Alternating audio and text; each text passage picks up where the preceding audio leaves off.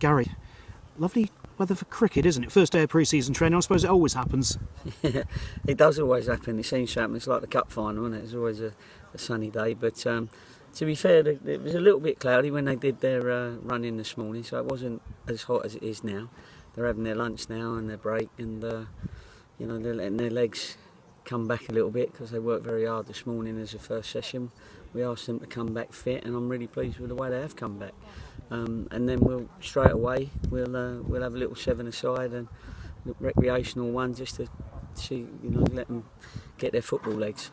And how important is it that they see a football on the first day as well as doing some work? Well, many years ago in my day, we never saw a football for 5 or 6 weeks in pre-season. It was all running and hills and everything, but nowadays it's a little bit more scientific, and I think lads now come back a lot fitter than they used to from pre-season, and the lads look fit enough to have a little bit of fun this afternoon and just have a seven-a-side, and they can see each other's touch, see each other's goal prowess or tackling prowess or whatever it is. Today's a good day for the new ones all to get an idea of their teammates.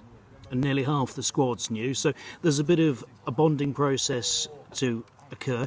Does that happen naturally, or do you have to sort of factor things in that will make that happen?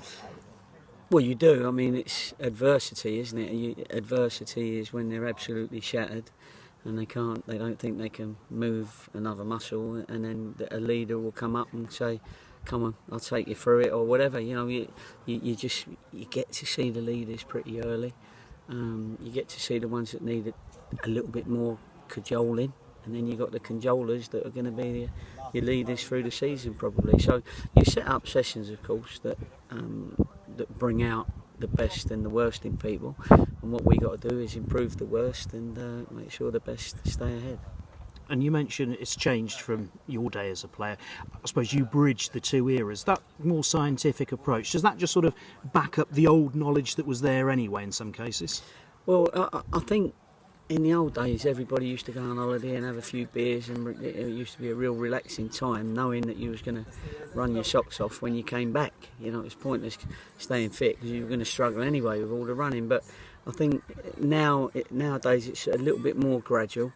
I think they've realised that people do need to strike a ball, touch a ball, and early on to be ready for the start of the season. And you've got to do a little bit of everything. And we tend to do a lot of our running as well with the ball work.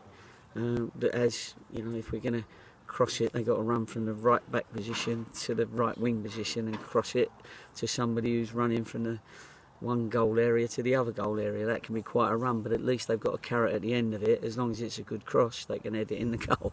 So there's, we can gauge it like that. How far ahead do you plan? Because I imagine someone like Kevin Dawson has probably seen most of what you could throw at him in pre-season. Do you have to keep someone like him on his toes? Yeah, you do.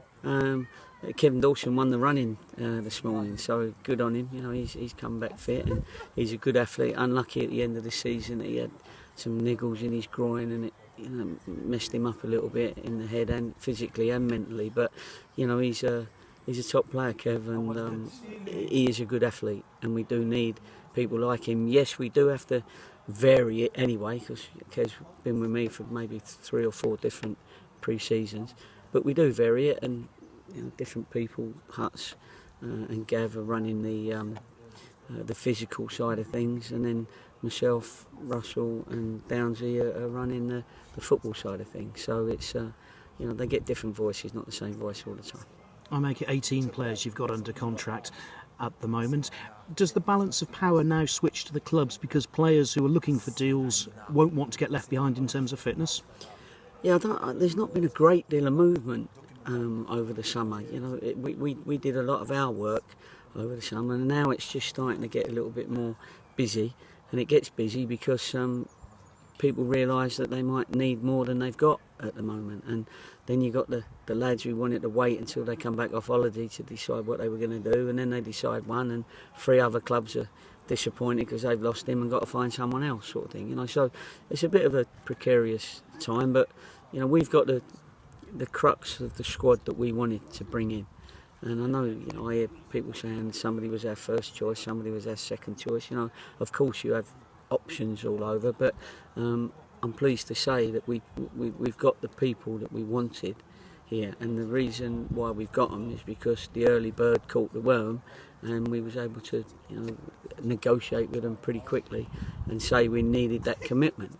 We lost a couple because they said, you know, they couldn't make that commitment, but we're pleased with what we got, and it's been well documented that we probably need one or two more, and we're just waiting for those to come to fruition.